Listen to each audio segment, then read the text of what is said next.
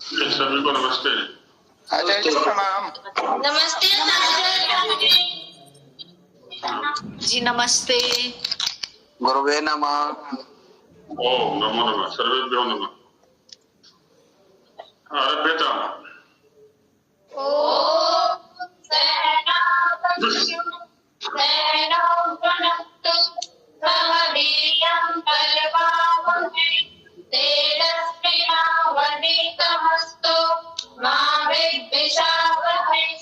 ओम शांति शांति शांति।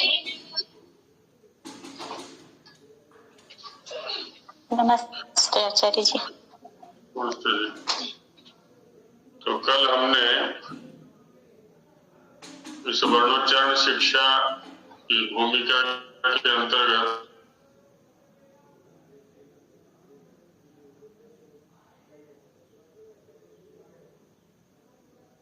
शब्द महाभाष्य के अनुसार भी थोड़ा चिंतन कर। कल जिन्होंने बोला था उनके अतिरिक्त इन दोनों का अथवा किसी एक का कोई अर्थ बताएं। संस्कृत में कोई लिख करके लाए हो तो पहले संस्कृत वाला सुनाए। जी आचार्य जी। कल वाले तो नहीं है ना जिन्होंने कल सुनाया था? नहीं।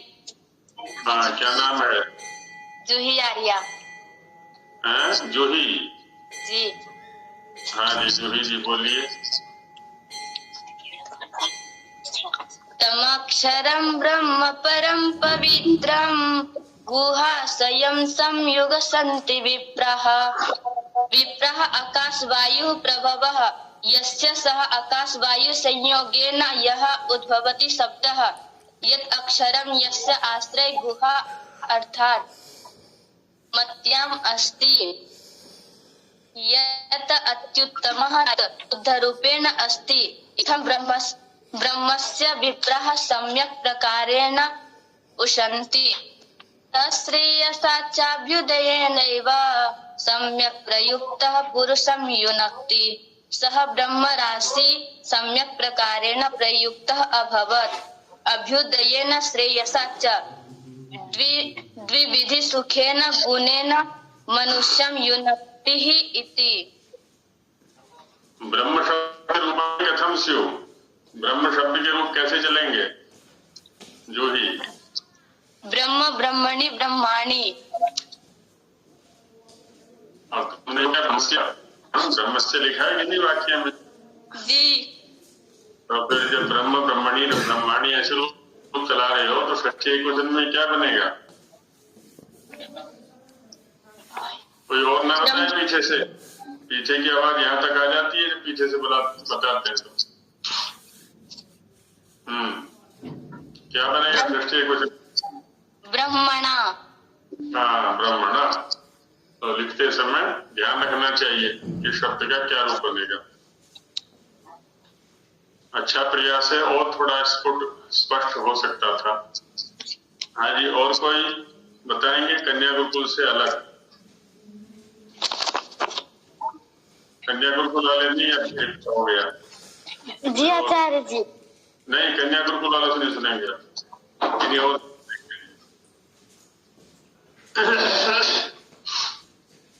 हाँ जी, और अर्चना जी आप सुनाइए कुछ।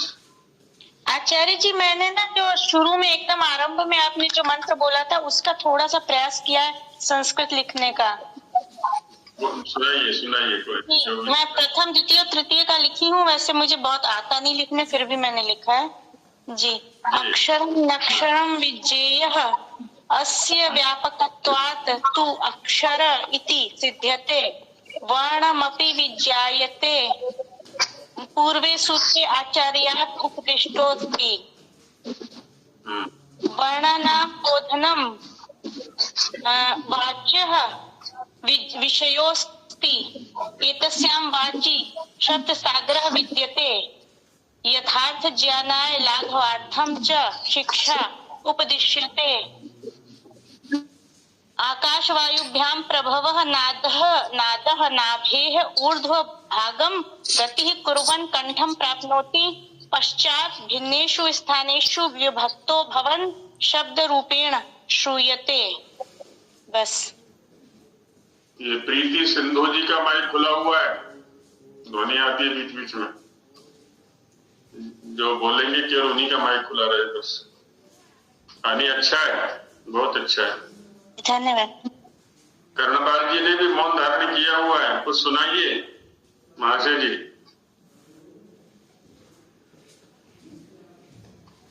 कर्णपाल जी हैं नोएडा से। हाँ आचार्य जी, अभी मैंने संस्कृत। आप हिंदी में सुनाइए, कोई नहीं, संस्कृत में लिखा हो तो संस्कृत में सुनाइए, नहीं तो हिंदी में सुनाइए जी। आचार्य, ये जो कल आपने पढ़ाया था वो ये है कि जो ये जो अक्षर है, इसको इन्होंने ब्रह्म से उपाधि दी, यानी जो सबसे सबसे पवित्र भी माना जाता है। इसका अर्थ ये है कि जो शब्द ज्ञान है हमारा, जो इससे अक्षर से बनता है शब्द ज्ञान, और वो भी जो है सम्यक रूप से जो उसको अगर हम जो है मतलब उसको अपने अंदर अपने गुहा में इकट्ठा कर लें, अपने बुद्धि में इकट्ठा कर लें, और उसका अच्छी प्रकार से अध्ययन करके उसको विचार करके और उसको हम जो है उपयोग में लाएं, उसको जो है, तो उसको उपयोग में लाने से हमारे अंदर भी प्रसन्नता होती है, और क्या नाम जो है उसका जो है उसमें फिर उसके बाद में वेद पढ़ना, वेद इत्यादि का पढ़ना, उसकी बुद्धि जो बुद्धि है वो वही जो है कि समझे ज्ञान जो है, तो ज्ञान ही जो है ब्रह्म है। और इस ज्ञान के द्वारा जब उसे हम आचरण में लाते हैं अपने, तो उससे हमारी भी ख्याति होती है, हमारा जो युद्ध है वो भी होता है, आगे श्रेष्ठ भी हमको प्राप्त होता है, हमारे जो पूर्वज हैं माता पिता इत्यादि, उनका भी नाम रोशन होता है। और इसी जो है ज्ञान के द्वारा हम जो है इसको जब उच्चारण करेंगे तो दूसरों को भी इसमें जो है क्या नाम जो है अच्छा लगता है, दूसरों को प्रसन्नता होती है, और हमारा भी इसमें नाम होता है। बहुत सुंदर, बहुत सुंदर, बहुत अच्छा, वैसे ही चिंतन किया गया। हाँ जी, और कोई सुनाएंगे? ये गार्गी गुरुकुल वाले बच्चे आए कि नहीं आज? सत्यवान जी जुड़े हुए हैं गार्गी कन्या गुरुकुल वाले बच्चे? संभवतः आज नहीं जुड़े आचार्य जी। अच्छा, आज नहीं जुड़े हैं। हाँ जी, और कौन सुनाना चाह रहे हैं कुछ सूत्र में? रजनी जी, रजनी जी सुनाइए। थोड़ा प्रयास किया है गुरुजी। बिल्कुल बिल्कुल सुनाइए। पहले इस श्लोक का अन्वय मैं बोल देती हूँ। विप्रः परम पवित्रम गुहाशयम तम अक्षरम ब्रह्म सम्यक् उशन्ति, स एव श्रेयसा अभ्युदयेन च सम्यक् प्रयुक्तः पुरुषं युनक्ति। विप्रः धीमन्तः परमं पवित्रम अत्यन्तं शुद्धं गुहाशयं बुद्ध्याशयं बुद्ध्यां स्थितः तम आकाशवायुभ्यां यस्य प्रभवति अक्षरं नाशरहितं ब्रह्म सर्वव्यापकं शब्दराशिं सम्यक् सुष्ठु प्रकारेण उशन्ति प्राप्नुवन्ति, स एव बुद्ध्यां स्थितः पवित्रतमं शब्द श्रेयस परमार्थ सुखेन अभ्युदयेन इह लौकिक सुखेन च सम्यक रूपेण प्रयुक्तं प्रयोगं कृतः पुरुषं मानवं युनक्ति का मुझे समझ नहीं आया गुरुजी, क्या संस्कृत में क्या करेंगे? जी, योगम करोति संयोगम करोति। और भावार्थ है धीमन्तः इह लौकिक पारलौकिकाभ्यां यत् गुहाशयम् अधितिष्ठति तत् अक्षरं सम्यक् प्रकारेण श्रेष्ठतमं शब्द ब्रह्मैव प्राप्नुवन्ति। बहुत सुंदर। अभी दूसरा सूत्र रह रहा है, उसका स्पर्श किसी ने नहीं किया है। कब्द का लक्षण जो सूत्र है उसका स्पर्श किसी ने नहीं किया, उसका अर्थ कीजिए कोई अन्य जो। मैं कर लेता हूँ। आप किसी और से ले लेते हैं, सोमदत्त जी भी तो होंगे, फिर दूसरों से ले लेते हैं। हाँ जी, सोमदत्त जी हैं, और नए लोगों में कोई और बोलिए। सभी लोग प्रयास कर रहे हैं, ऐसा ना समझे कि इन्हीं को आता है हमें नहीं आता है। त्रुटित भी चलेगा, अशुद्ध भी चलेगा, संकोच करते हैं कुछ लोग। हाँ जी, कर्णपाल जी कह रहे थे, मैं करता हूँ सूत्र का दूसरे का। हाँ आचार्य जी, ये तो ये है कि जो हमारे छोटे ये हमारे जो कर्णेंद्रिय है हमारी जो है, ये तो सुनती है, ये तो उसका सुनना जो है धर्म है। जो है कान से हम जो है जो कान की इंद्रिया है, इससे हम जो ज्ञान को उपलब्ध करते हैं, और ये ज्ञान जो है हमारा, ये हमारा बुद्धि रूपी गुहा में रहता है। जो इसका जो एकत्रित होने का स्थान है वो बुद्धि है, और बुद्धि को मनन करके फिर मन इत्यादि के द्वारा हमारी इंद्रियों को प्रदर्शित करती है। और जब हम हम प्रयोग करते हैं, तो इसका उच्चारण करते हैं, इस पवित्र ज्ञान को बुद्धि से जो आया है हमारे पास में, और उसको बुद्धि पूर्व विचार का हम जो इस पवित्र ज्ञान का जब हम उच्चारण करते हैं, तब ये प्रकाशित होता है। और ये जो शब्द कहते हैं इसको, ये शब्द का ये हिसाब है। बहुत सुंदर। चलिए, तो इन दो में या पिछले वाले श्लोकों में किन्हीं को कोई संशय, कोई शंका हो तो वो रख सकते हैं। आचार्य जी, मैंने कुछ प्रयास किया था। हाँ जी राकेश जी, सुनाइए। ये प्रथम जो 5 है, इनका जो है किया वो था मैंने, वो जो 4 जो थे। बोलिए। हाँ, अक्षरम अर्थात यस्य अक्षरम न भवति यो नश्वर अविनाशी ईश्वरा, नक्षरम यम न क्षरति क्षरम न प्राप्नोति विद्यात्।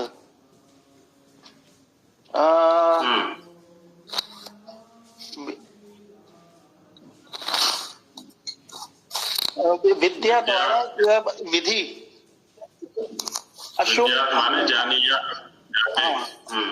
अशुंग धातु अश्नोते का है ये। अशुंग धातु शरण प्रत्यय कृत्य भ्रष्ट ये है 8-2-36 का है सूत्र से। इस सूत्रार्थ मूर्धन्य श भवति छड़ों का से तथा 8-2-41 है। तो आता कुत्व कृत्य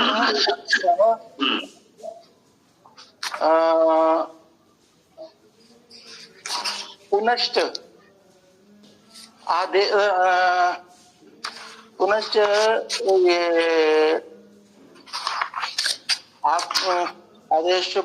आदेश प्रत्यो भवति सर श मूर्धन्य भवति अक्षर इति।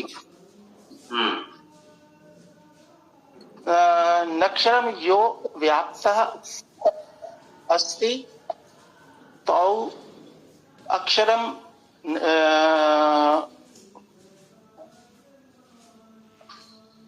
आपका संपर्क ढीला है, कोई नहीं, बहुत अच्छा प्रयास है आपका।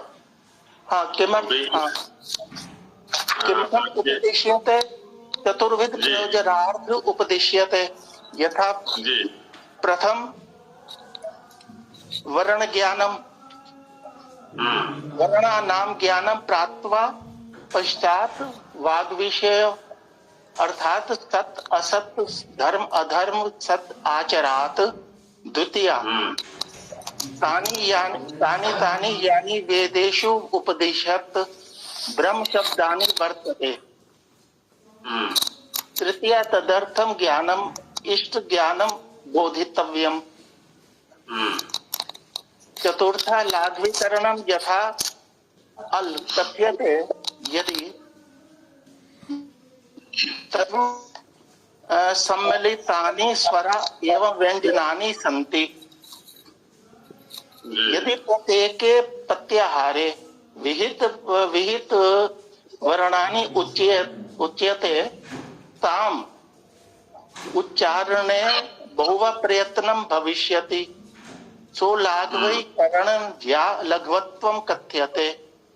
ये चतुर प्रयोजनानि सन्ति। सो अयम पूर्व कथित एवं अयम अक्षरम समाम्नाय यस्मिन् शब्द ब्रह्म यम देव यम वेद उच्यते कि वेद में उपदेश्य है ये उनका एवं वाक सामान्य वाक विषय सति तानि ब्रह्म राशि इति तम ज्ञानम प्राप्नुता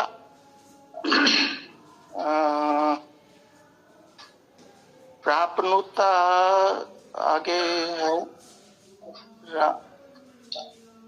चलिए कोई नहीं, बहुत अच्छा प्रयास है, बहुत स्तुत्य प्रयास है आपका। हमारे राकेश जी लगभग 75 वर्ष की अवस्था में चल रहे हैं इस समय। अजय ये टूटी फूटी में बनाया मैंने। हाँ, नहीं, बहुत अच्छा प्रयास है, बहुत ही अच्छा प्रयास है, स्तुत्य है। तो धन्यवाद आचार्य जी। हाँ, इन लोगों से प्रेरणा ले। ऐसी हमारे करुणपाल जी है, वो भी 70 से ऊपर है, संभव 75 के आसपास होंगे। 76 का हूँ आचार्य जी, 76 का हूँ, 76 का। ये 76 साल के जवान है ये भी। तो ऐसे और लोग भी हैं, कोई 50 के आसपास हैं, अच्छा प्रयास कर रहे हैं। तो जो युवक हैं उनको तो और बढ़ चढ़ करके प्रयास करना चाहिए, आगे आए, प्रस्तुति देंगे तभी हमारा परिष्कार होगा, परिमार्जन होगा। हमने कैसा समझा है, हम कैसा लिख करके लाए हैं, कैसा बोल सकते हैं, है ना। तो प्रस्तुति देनी चाहिए। जी सत्यवान जी कुछ कहना चाह रहे थे। जी आचार्य जी, ये जो श्लोक था तब अक्षरम ब्रह्मम परम पवित्रम, इसमें जो संगति की अन्वय जब कर रहे हैं हम, तो परम पवित्रम जो पद हैं इनको हम ब्रह्म के साथ अन्वय कर सकते हैं क्या? जी है कि उसके साथ ही है। वैसे तो अक्षर विशेष्य है यहाँ पर। जी हाँ, प्रधान जो प्रतिपाद्य है वो अक्षर है, बाकी उसके विशेषण है ये। जी, वो अक्षर कैसा है, ब्रह्म है। वो अक्षर कैसा है, परम पवित्र है। वो अक्षर कैसा है, गुहाशय है। जी हाँ, तो द्वितीय एक वचन रूप है ये। जी हाँ, अब ठीक है आचार्य जी, यही था। आचार्य जी गुहाशय का एक बार व्याख्या कर दीजिए। गुहा आशयो यस्य सह गुहाशयः तम। गुहा, गुहु संवर्णे धातु है, तो गुहा वैसे हिंदी में बोल देते हैं गुफा, केव अंग्रेजी वाले केव बोल देते हैं। तो यहाँ पर चूंकि शब्द का या अक्षर का प्रसंग चल रहा है, तो बुद्धि, और बुद्धि भी कैसी, निर्मल बुद्धि। उसमें ऋग्वेद में मंत्र आया हुआ है, महाभाष्यकार ने उद्धृत किया उसको, चत्वारि वाक् परिमिता पदानी। वाणी के 4 चरण हैं। तानी विदुर ब्राह्मणा ये मनीषिणा। वाणी के, विद्या के, वाणी के 4 चरणों को वो जानते हैं जो मनीषी ब्राह्मण है। मनन पूर्वक, विचार पूर्वक जो वाणी का प्रयोग करते हैं, कार्यों को करते हैं, वो जानते हैं। त्रीणी गुहा नेंगयन्ति, गुहा त्रीणी निहिता नेंगयन्ति। अन्यों के लिए जो 3 चरण है वाणी के, वो गुहा में ही रहते हैं, छिपे रहते हैं। नेंगयन्ति, उनके लिए चेष्टा नहीं करते हैं। तुरीयम वाचो मनुष्य वदन्ति। सामान्य मनुष्य लोग जो हैं वो वाणी के 4th चरण का ही किया करते हैं, ऐसा कहा है।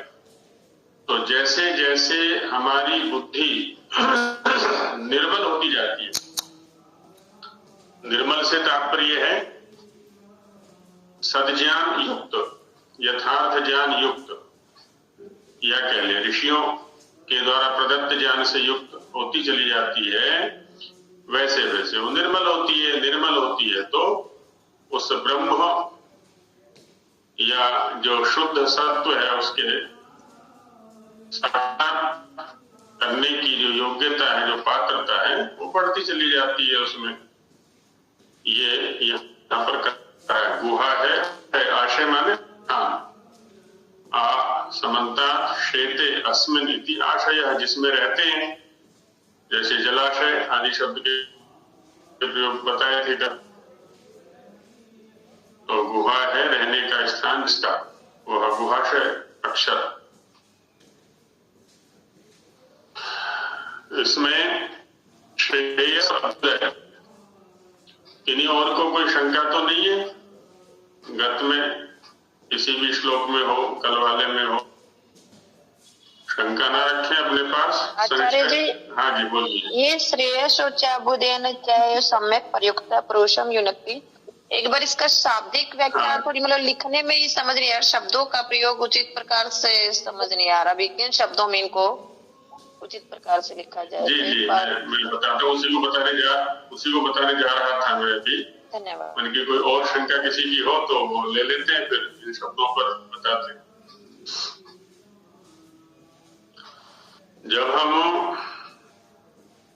व्याकरण इसका विशेष चर्चा हम पहली कक्षा में कर चुके थे। व्याकरण माने किसी भी विषय को खोलकर समझने की वृत्ति, प्रक्रिया का नाम है व्याकरण। अब जैसे कल चर्चा की गई कि श्रेयस या निश्रेयस शब्द जो है वो मोक्ष के लिए आता है, मुक्ति के लिए आता है या ब्रह्मानंद के लिए आता है, और अभ्युदय जो है वो लौकिक सुख के लिए आता है।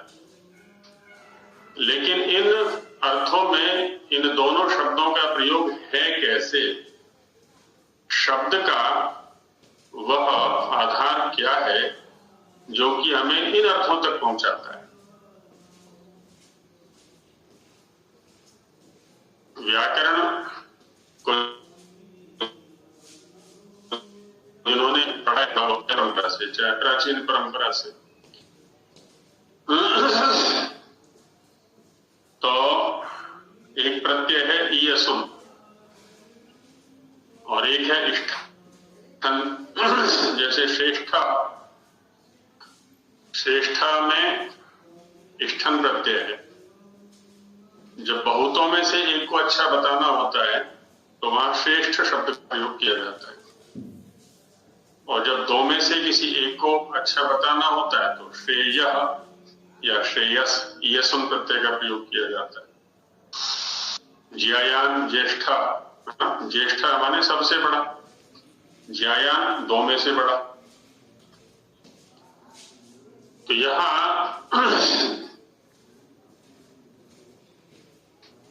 श्रेयस शब्द का प्रयोग या निश्रेयस शब्द का प्रयोग किया है। इसका मतलब उससे अच्छा है ना। प्रशस्य श्रह, एक सूत्र आया 5वें अध्याय में कि प्रशस्य शब्द को श्र आदेश होता है, इष्ठन या ये सुन प्रत्यय होते हैं वहां पर। तो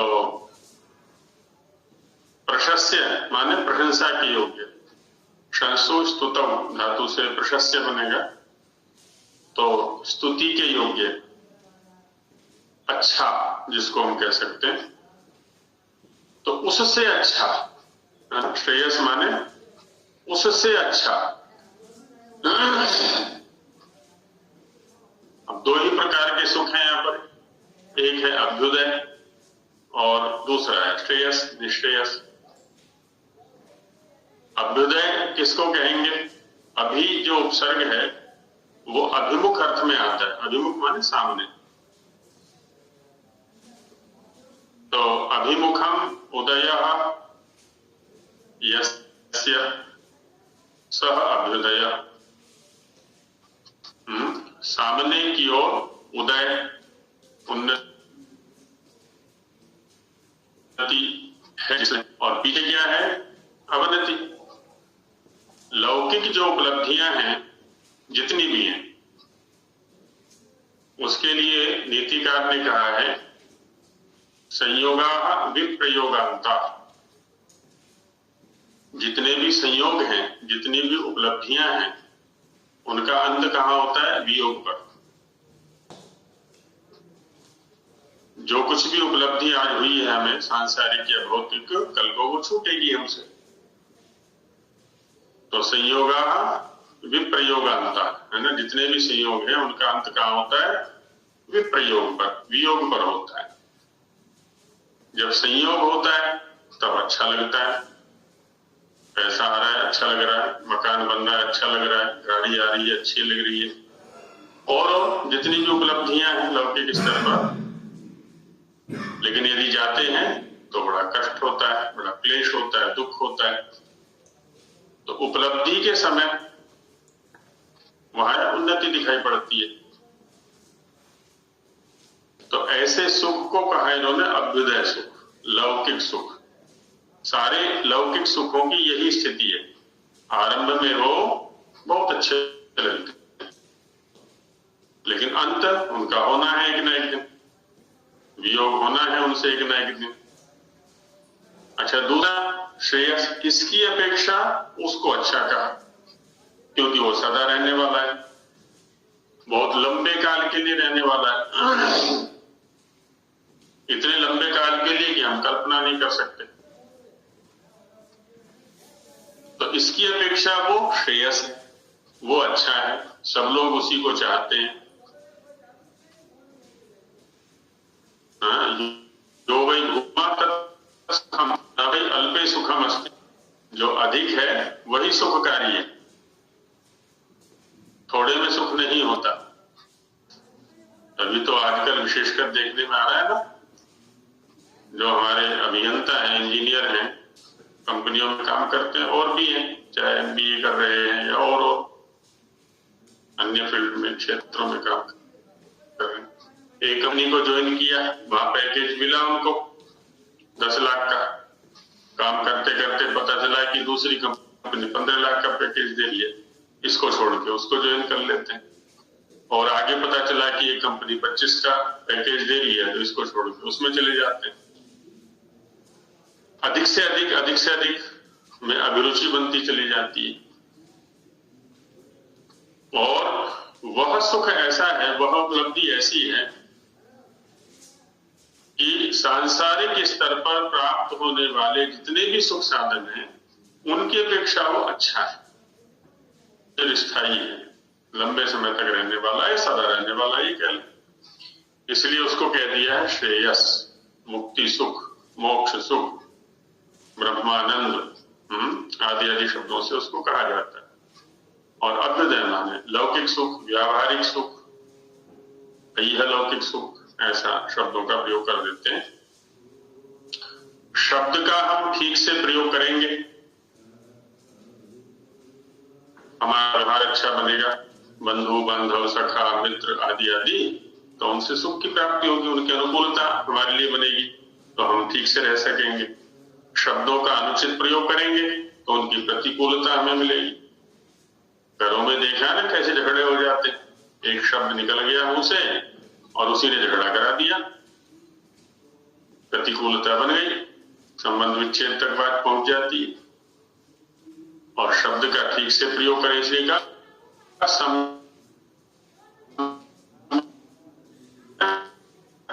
प्रयोग हुआ वह शब्द हमें अभ्युदय माने व्यावहारिक सुख की भी प्राप्ति कराता है। और यदि निरंतर अवधानता ध्यानपूर्वक शब्दों का प्रयोग करेंगे, आगे से आगे और उनके अनुकूल आचरण करेंगे, तो फिर श्रेयस सुख की भी प्राप्ति करा देता है, उससे भी युक्त कर देता है। ऐसा प्रतिपादन यहाँ किया गया। चलिए, शब्द का लक्षण हमने जान लिया था कि श्रोत्र से ही उसकी उपलब्धि होती है और बुद्धि से ही निश्चय ग्रहण है, प्रयोग से ही वो प्रकाशित होता है, और आकाश उसके रहने का स्थान है।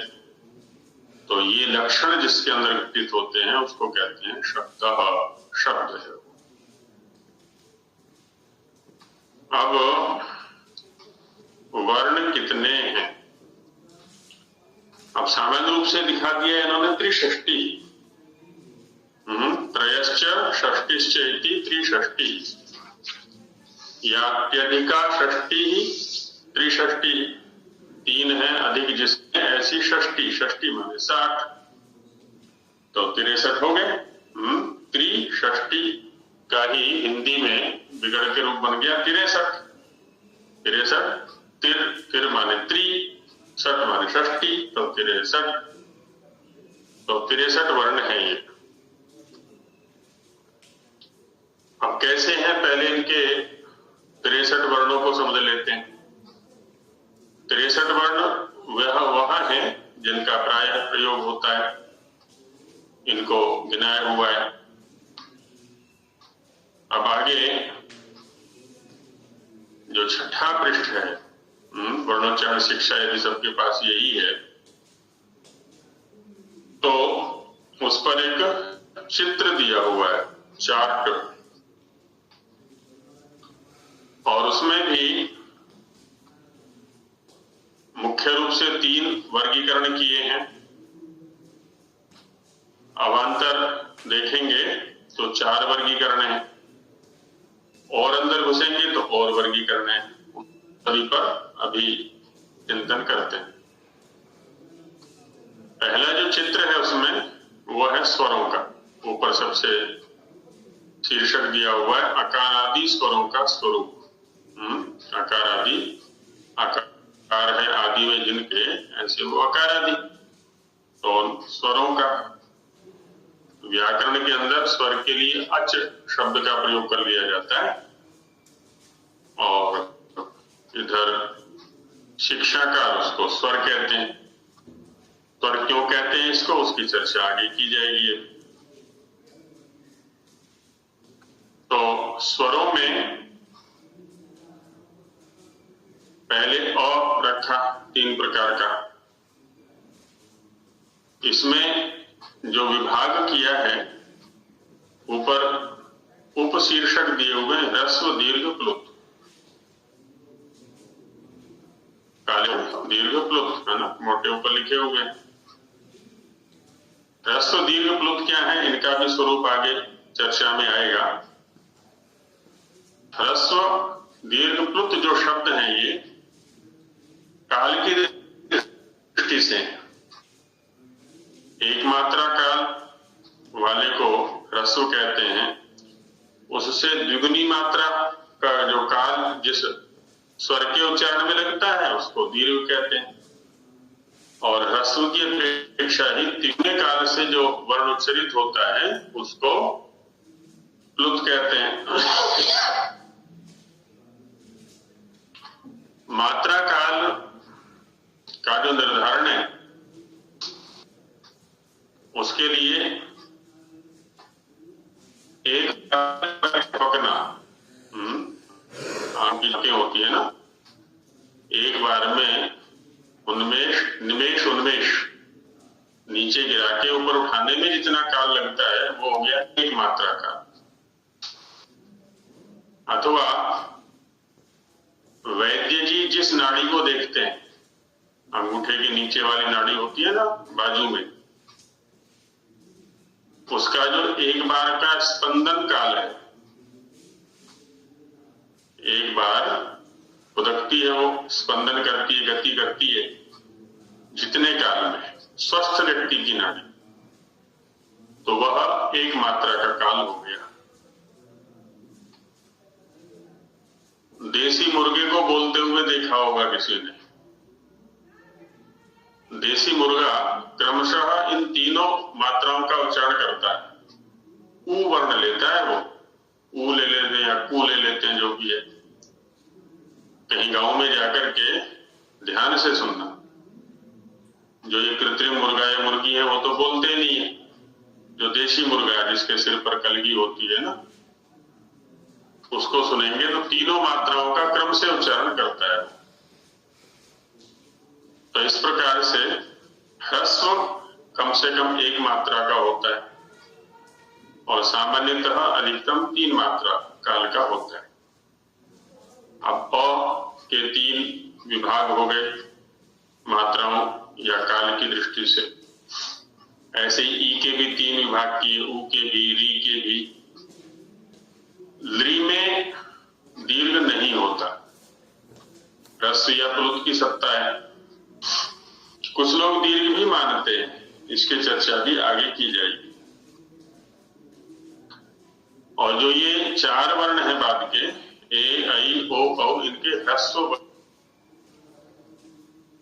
तो इनके 2 हो गए, दीर्घ और प्लुत करके। अब देखिए ये स्वर कितने हो गए, 3, 3, 6, 3, 9, 3, 12, 12 और आगे 10, 22। इस गणना के अनुसार 22 स्वर हो गए। और लृ का यदि दीर्घ भी मान लिया जाए, जैसी चर्चा आगे की जाएगी कुछ आचार्यों के अनुसार, तो 23 स्वर हो जाते हैं। अब इनमें और अवान्तर विभाग करें। चाहे तो आप लोग इसको लिख भी सकते हैं, जैसा ये लिखा है ना ऊपर इसी क्रम से ह्रस्व, दीर्घ, प्लुत ये लिख लिया हमने। पहले ह्रस्व लिखा, उसके बाद दीर्घ लिखा, उसके बाद प्लुत लिखा। और जहां ह्रस्व लिखा है उसके बाईं ओर एक पंक्ति छोड़ करके नीचे पहले लिखेंगे उदात्त, उसके नीचे अनुदात्त, उसके नीचे स्वरित।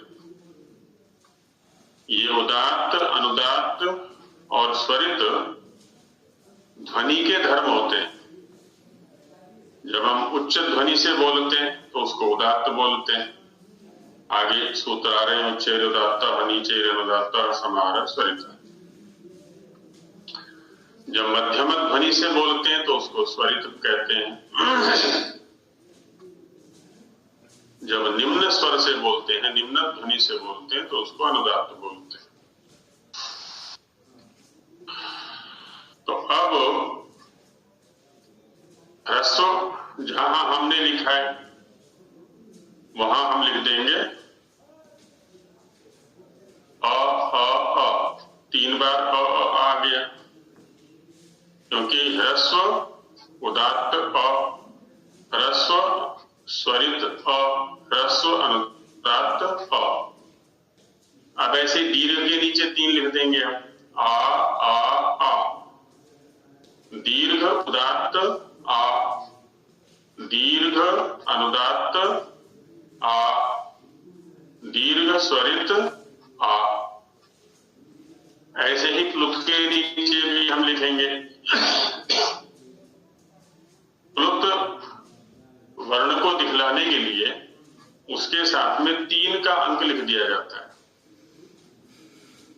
तो प्लुत, उदात्त आ, प्लुत, अनुदात्त आ, प्लुत, स्वरित आ।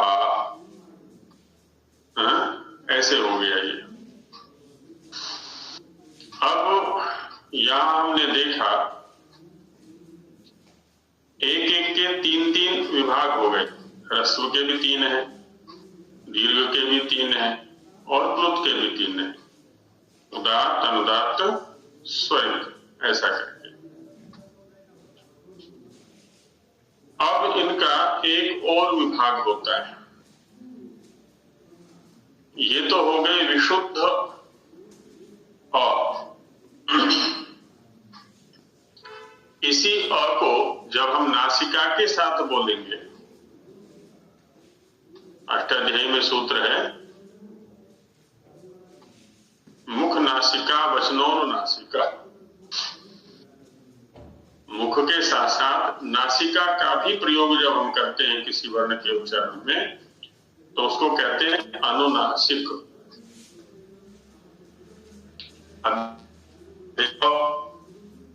अब हम उसको बोलेंगे आ,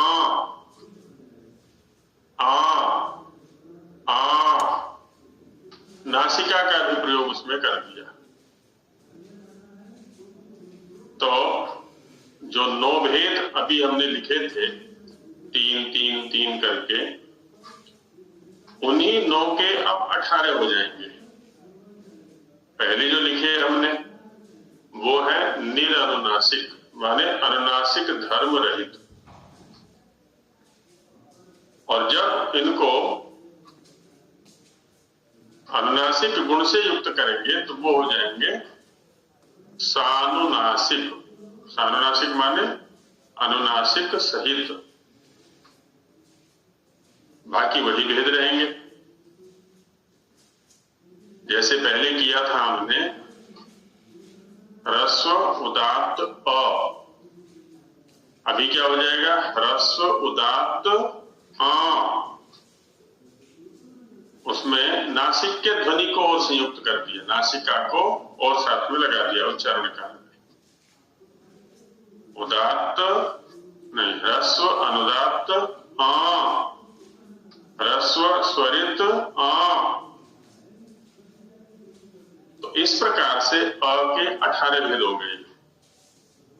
9 निरनुनासिक और 9 ही हो गए सानुनासिक। एक अ के 18 भेद।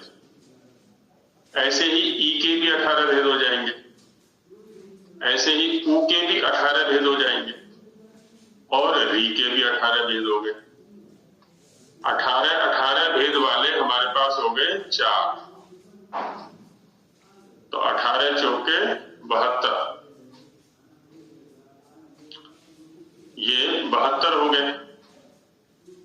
ली में दीर्घ नहीं है, दीर्घ नहीं है तो एक विभाग कम हो जाएगा इसमें,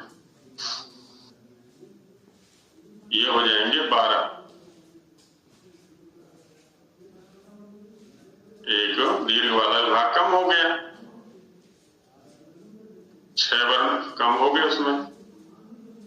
तो उधर हो गए थे हमारे 72 और 72 और 12 मिलाकर के कितने हो जाएंगे? 84।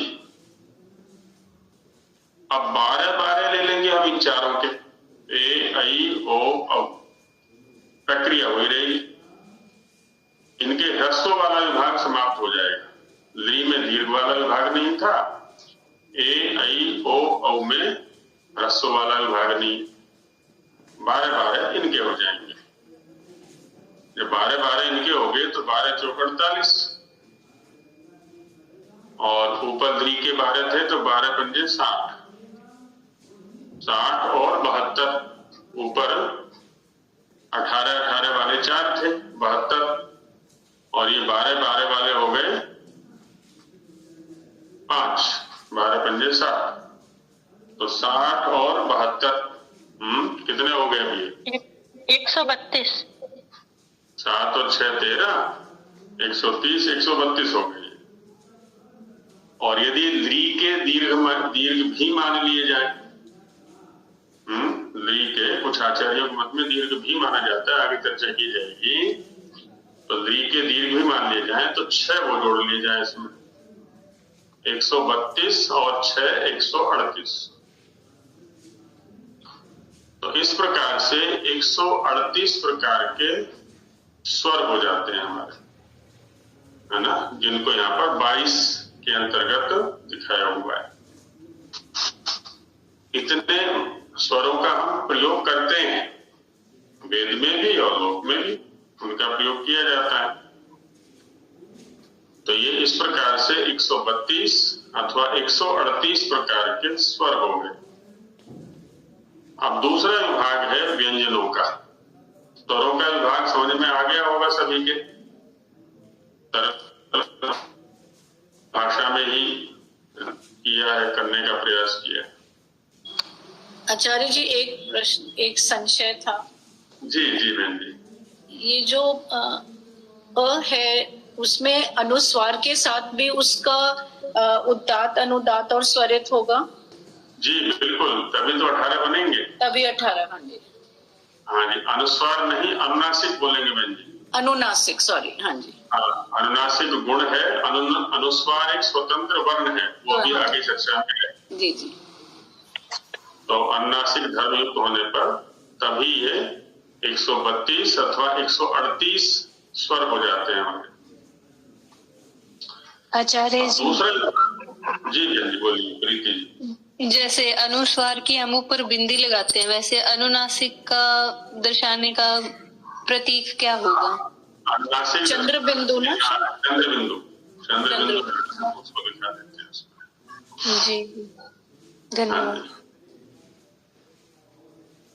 तो ये इस प्रकार से 132 या 138, ये ध्यान रहे जब 63 गिनती करेंगे तो 22 स्वर है ना। और ली को लेकर के जो दो मत हैं उसको भी ध्यान में रखना है हमें। कुछ लोग दीर्घ मानते हैं, कुछ लोग नहीं मानते। मानेंगे तो 23 हो जाएंगे, नहीं मानेंगे तो 22 हो जाएंगे। हिंदी में जाएंगे यदि हम, तो हिंदी में प्लुत की सत्ता नहीं है, रस और दीर्घ ही वहां पर मिलते हैं। तो जो प्लुतों वाला विभाग है वो समाप्त हो जाएगा। वो कम हो गए तो 2, 4, 6, 8, 10, 12, 13, फिर 13 स्वर रहेंगे हिंदी के अनुसार। प्लुत वाला विभाग उसमें नहीं है। तो चर्चा करते समय हमें ये हमेशा ध्यान रखना चाहिए किस प्रकरण या किस प्रसंग या किस परिस्थिति में खड़े होकर के हम चर्चा कर रहे हैं। संस्कृत में भी वैदिक पक्ष में खड़े हैं कि लौकिक पक्ष में खड़े हैं, अथवा हिंदी की वर्णमाला गिनती की जा रही है, जो भी है, ज्ञान हमें व्यापक होना चाहिए, सभी पक्षों का होना चाहिए। प्रतिपादन करते समय अथवा जिस व्यक्ति ने शंका की है वह शंका कहां से आ रही है, किस परिस्थिति से आ रही है, उसके अनुकूल समाधान करें। अब हम व्यंजनों में चलते हैं। जी, ये जो अक्षर सारणी अभी आपने समझाई है, उदात्त, अनुदात्त, स्वरित और ह्रस्व दीर्घ प्लुत में, जी, इसमें जो 18 प्रकार का जो आकार बताया है, वो अभी मैं उसको कर रहा था, लिख के देख रहा हूँ, लिख के देखा मैंने उसको। तो वो जो एक भेद जो बना है वो एक बार मैं बोल रहा हूँ, क्या वो उसी प्रकार से तीनों का है? जैसे 6 प्रकार का जो आकार था उसमें ह्रस्व आकार उदात्त सानुनासिक, ह्रस्व आकार अनुदात्त सानुनासिक, ह्रस्व आकार स्वरित सानुनासिक, ह्रस्व आकार उदात्त निरनुनासिक, ह्रस्व आकार अनुदात्त निरनुनासिक और ह्रस्व आकार स्वरित निरनुनासिक। बिल्कुल ऐसे ही होगा। और ये एक ह्रस्व, ऐसे ही दीर्घ का फिर अ, ई, ओ, री, इन चारों के इसी प्रकार से बनेंगे। ली का दीर्घ वाला विभाग नहीं है, ह्रस्व और प्लुत का ही रहेगा। ए, आई, ओ, औ का ह्रस्व वाला विभाग नहीं है, दीर्घ और प्लुत का ही विभाग रहेगा। ऐसा ली का दीर्घ वाला विभाग पाक्षिक रूप से रहेगा किन्हीं आचार्यों के मत में, जिसकी चर्चा आगे आएगी। अभी केवल स्वरूप के आधार पर वर्गीकरण किया जा रहा है। इनका जो आंतरिक स्वरूप है उच्चारण की दृष्टि से, उस पर चर्चा आगे की जाएगी। ऐसे ही व्यंजनों के अंतर्गत उसको हमने वर्गों में बांट लिया है, और जो प्रथम वर्ण है उसी के नाम पर उस वर्ग को नामित कर दिया। अब जैसे कवर्ग है, कवर्ग का प्रथम अक्षर है क, तो क से ही इन पांचों को नाम दे दिया है ना। कस्य वर्ग कवर्ग, ये क का वर्ग हो गया। जो शाखाओं में जाते हैं, आर्यवीरदल की शाखा में भी जाते हैं, तो वहां भी ऐसे वर्गीकरण कर दिया जाता है, अलग अलग उनको नाम दे दिया जाता है। किसी देशभक्त का नाम दे देते हैं उस वर्ग को, किसी महापुरुष का नाम दे देते हैं। यहाँ पर प्रथम वर्ण को ही जो है ना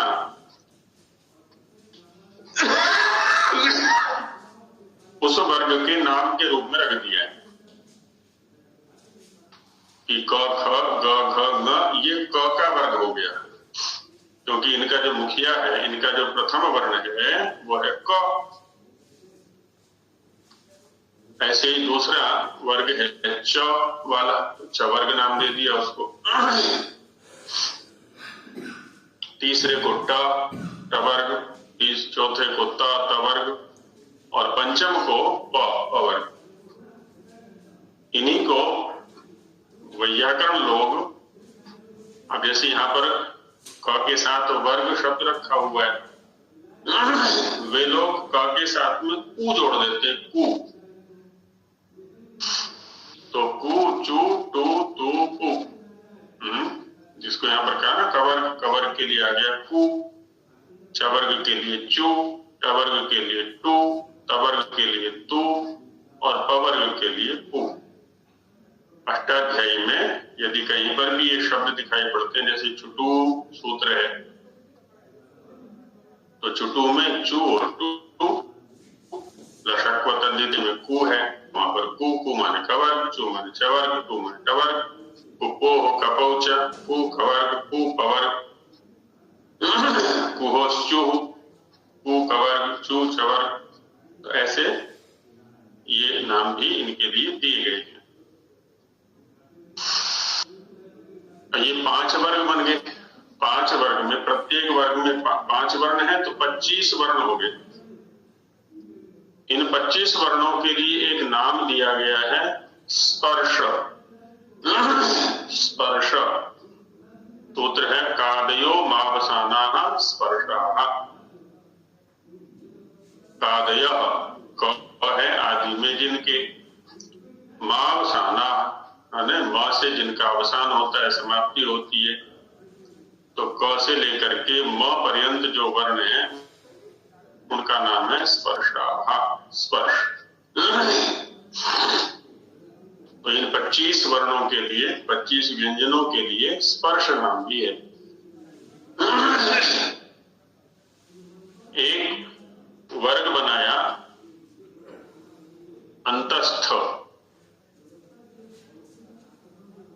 अंतस्थ के अंदर 4 वर्ण आते हैं, य, र, ल, व। अंतस्थ भी वैसे देखा जाए तो वर्ग वैयाकरणों की संज्ञा है। ये प्रत्याहार सूत्र जिन्होंने याद किए हैं, तो उसमें इन वर्णों से पहले स्वर आ गए सारे, और ई, उन, रे, ए, ओम, ऐ, औच, यहां तक। अब आगे आगे आगे आइए ह, य, व, र, और आगे जो है फिर व्यंजन है सारे। वैसे तो ये हल के अंदर आ गए हैं सारे ये, तो अच अलग हो गए और जो विशुद्ध व्यंजन है वो अलग हो गए। और ये जो य, र, ल, व हैं, ये ऐसे व्यंजन हैं जिन्होंने संधियां पढ़ी हैं, उनको पता होगा कि कहीं पर य के लिए ई का प्रयोग होता है, र के लिए री का, ल के लिए द्री का, व के लिए उ का। तो कभी ये अच की या स्वर की भूमिका में होते हैं और कभी ये व्यंजन की भूमिका में होते हैं। ये अपना स्थान बदलते रहते हैं, इसलिए अंतः माने मध्य, तिष्ठन्तीति अंतस्था, क्योंकि ये मध्य में रहते हैं, कभी स्वर की भूमिका में, कभी व्यंजन की भूमिका में, अथवा वहां मध्य में पठित हैं ये प्रत्याहार सूत्रों में। तो अंतः शब्द मध्य के लिए आता है।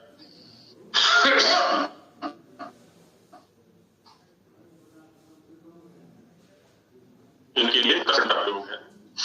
तो 25 और 4 29, और ऊष्म वर्ण 4 हो गए। तीनों प्रकार के शकार हो गए, तालव्य, मूर्धन्य और दंत्य और अ। तो 25, 4, 29, 4, 33 और 132 पहले स्वर के रूप में हम कर चुके हैं।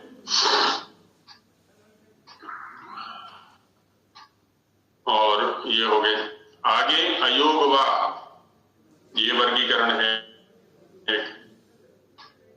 अयोगवाह शब्द के ऊपर चिंतन महाभाष्य में आया हुआ है कि प्रत्याहार सूत्रों में इनका योग नहीं है, उपदेश नहीं है, निर्देश नहीं है, लेकिन कार्य इनसे लिया गया है। अष्टाध्यायी के अंदर विसर्जनीय से भी कार्य लिया गया है, जिह्वा मूल्य उपधमानीय से भी कार्य लिया गया है, अनुस्वार से भी लिया गया है। मोनुस्वार खरवसानी और विसर्जनीय उपो का पौच। तो वहां पर कहा है कि अयोगा या अयुक्ता संत वहंती कार्याणि वहंती इति अयोगा। अयुक्ता माने अनिर्दिष्टा, अनुपदिष्टा। प्रत्याहार सूत्रों में निर्देश न किए जाने पर भी शास्त्र के अंदर इनसे कार्य लिया गया है, कार्यों का निर्वहन किया कराया गया है, इसलिए इनको अयोगा बोलते हैं। तो पहला है विसर्जनीय, जिसको विसर्ग भी बोल देते हैं। आचार्य जी एक बार हाँ जी, अयोगवा की एक बार फिर से संस्कृत में परिभाषा बताना। अयोग अयुक्ता, अयोगवा, अयुक्ता। अयुक्ता का ही अर्थ दिया है अनिर्दिष्टा, अनिर्दिष्टा का ही अर्थ दिया है अनुपदिष्टा। संतः कार्याणि वहन्ति इति अयोगवा। प्रत्याहार सूत्रेषु या वर्ण समाम्नाये अयुक्ताः अनिर्दिष्टाः अनुपदिष्टाः सन्तः कार्याणि वहन्ति इति अयोगवा। बाकी अन्य वर्णों का तो निर्देश किया पाणिनि महाराज ने प्रत्याहार सूत्रों में, इनका साक्षात उपदेश नहीं किया। कोई कहे कि क्या पाणिनि महाराज वर्णों का उपदेश करते समय भूल गए थे? उसका भी समाधान भाष्यकार आदि आचार्यों ने किया हुआ है, वृत्ति परंपरा ने किया हुआ है कि भूले नहीं थे, इनको जानबूझ के छोड़ा गया। इसमें भी एक रहस्य है शास्त्रीय, क्योंकि किसी वर्ण को पढ़ दिया तो उसका स्थान तो निश्चित हो गया, उस वर्ण को वहां से हिला नहीं सकते। पाणिनि महाराज ने जो वर्णों का क्रम रखा है बड़ा वैज्ञानिक है, एक भी वर्ण को इधर से उधर नहीं कर सकते। एक भी वर्ण को इधर से उधर करने का मतलब है संपूर्ण शास्त्र का डामाडोल हो जाना। अब जिनको नहीं पढ़ा है उनको कई स्थानों पर मान करके कार्य लेना होता है, इसलिए नहीं पढ़ा है। जब आगे वो प्रसंग आएगा तो वहां और अधिक स्पष्ट होगा। तो ये चार वर्ण ये हो गए, और आगे चार है यम। स्वामी जी महाराज ने चार यम के रूप में जो यहाँ चार वर्ण पढ़े हुए हैं, ह्रस्व, दीर्घ, अनुनासिक और ळ, इनका अभी वैदिक व्याकरण में जो स्वरूप उपलब्ध होता है, ह्रस्व और दीर्घ ये अनुस्वार के ही विकार विशेष हैं, तो ये भी वर्ण ही। जब कभी ह्रस्व अच से उत्तर अनुस्वार और अनुस्वार से परे ऊष्म वर्ण हो अथवा र वर्ण हो, र, श, श, स, फ, इन पांच में से कोई एक हो, तो उस अनुस्वार का दीर्घ के रूप में उच्चारण होता है। और ह्रस्व अच से उत्तर अनुस्वार और उस अनुस्वार से उत्तर इन पांचों में से कोई एक हो, र, श, श, स, फ, तो उस अनुस्वार का उच्चारण ह्रस्व के रूप में होता है ना। दीर्घ से उत्तर ह्रस्व और ह्रस्व से उत्तर दीर्घ, ये अभी वर्तमान में स्वरूप उपलब्ध होता है, और ये भी केवल यजुर्वेद के अंदर उपलब्ध होता है। और जो ये अनुनासिक है, इसके लिए तो पाणिनि महाराज ने बताया ही हुआ है, मुख नासिका वचनोनुनासिका। प्रातिशाख्यकारों ने अलग से लक्षण भी दिया।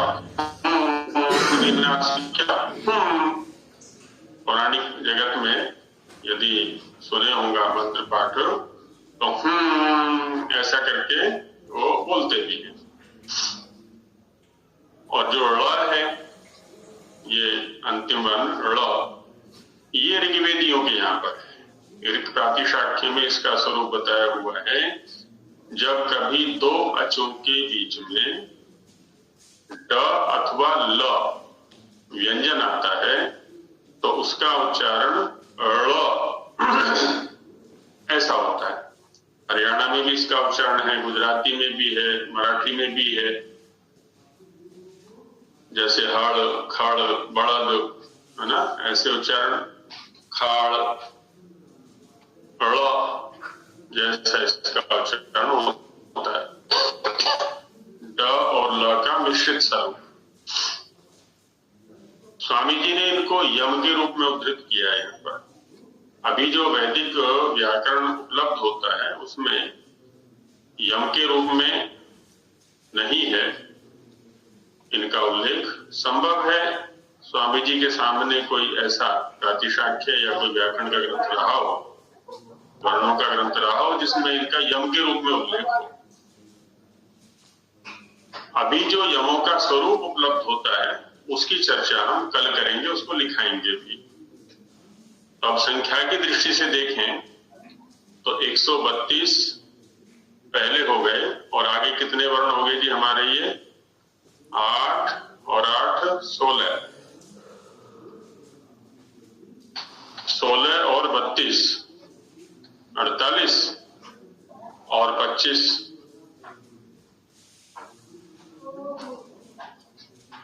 कितने हो गए? 173। तो ये संख्या हमारी पहुंच जाती है वर्णों की। और कुछ संयुक्त अक्षर भी हाँ जी आगे जी। ये यमों का नाम यम कैसे पड़ गया? हाँ, इनके ऊपर क्योंकि अभी समय हो गया। जी जी जी। हाँ, इसके ऊपर लिखाएंगे।